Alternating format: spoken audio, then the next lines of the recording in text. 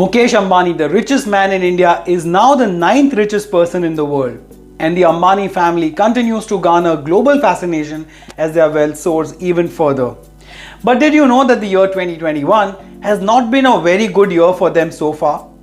Their safety has been threatened, their business fined to the tune of millions of dollars, and they've even become recent targets of student protests.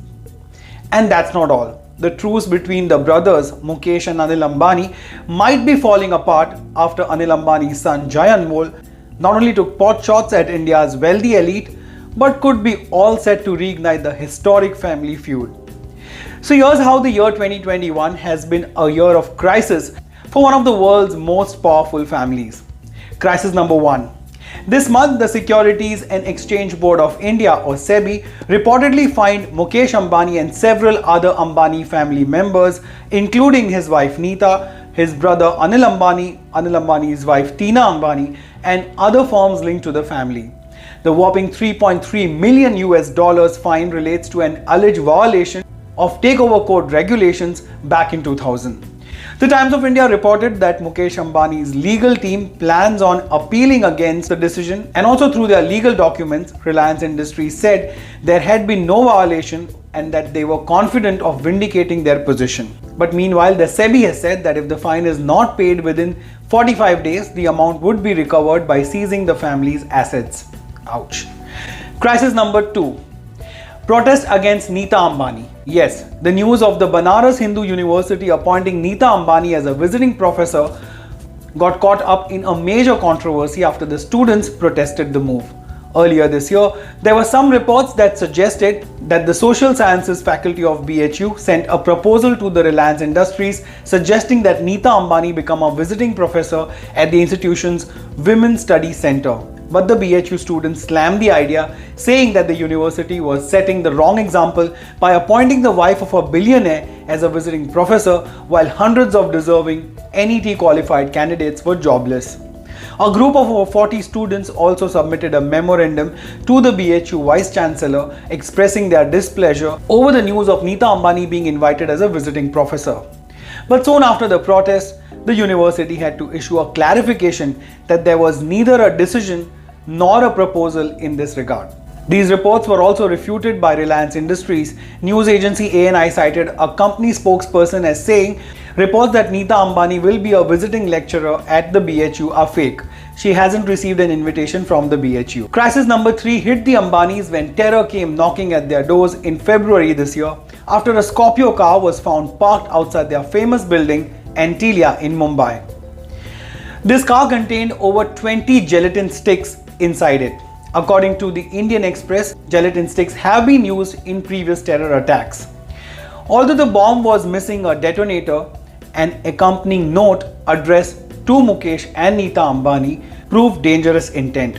According to media reports, the note read, "We have made arrangements to blow up your entire family." I have also done several videos on the fast-paced developments of this story, and the main accused in this case, encounter specialist Sachin Vaze, is currently lodged inside the Taloja jail in Navi Mumbai. And finally, the biggest one, crisis number 4. Anil and Tina Ambani's eldest son Jay Anmol raised eyebrows recently after he slammed the renewed lockdown regulations across India amid a surge in coronavirus cases.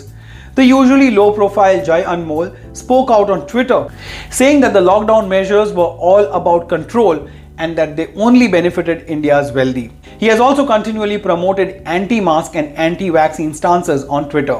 One of his Twitter posts, clearly seen as a jibe against the ruling BJP government, read, "Professional actors can continue shooting their films. Professional cricketers can play their sport late into the night. Professional politicians can continue their rallies with masses of people, but your business or work is not essential."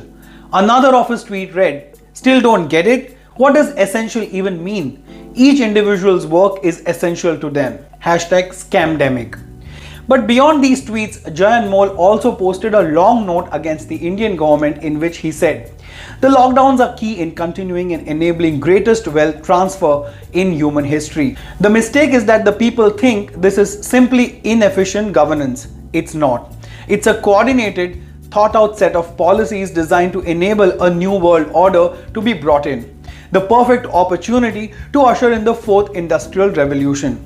It's no coincidence that the losses of the common man are the gains of the wealthiest, that the closure of brick and mortar benefits digital and e-commerce, the farmer and his soil being corporatized and colonized, data and privacy being harvested and sold to new age empires.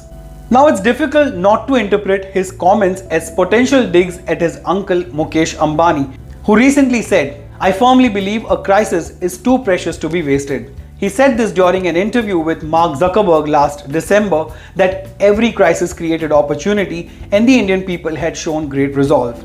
As per a Quartz India report, Reliance Industries had managed to clear its debt to the tune of $21 billion in just 58 days in the middle of the pandemic. Now Mukesh Ambani has an estimated net worth of $84.5 billion and is considered Asia's richest man. Jay Anmol's father Anil, meanwhile, has claimed that his net worth is zero. A long-running animosity between Mukesh and Anil first spawned after their father Dhirubhai Ambani, founder of the Reliance Industries, died in 2002 without leaving a will.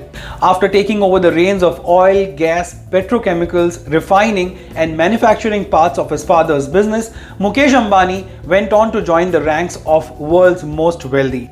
Anil Ambani, who got electricity, telecom and financial services, saw a major downfall through the years.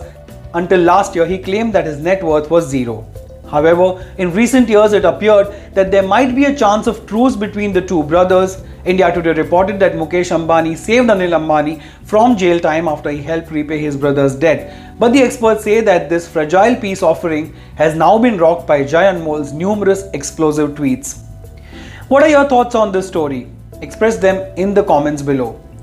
We can connect on Instagram. My handle is @ReviewRon.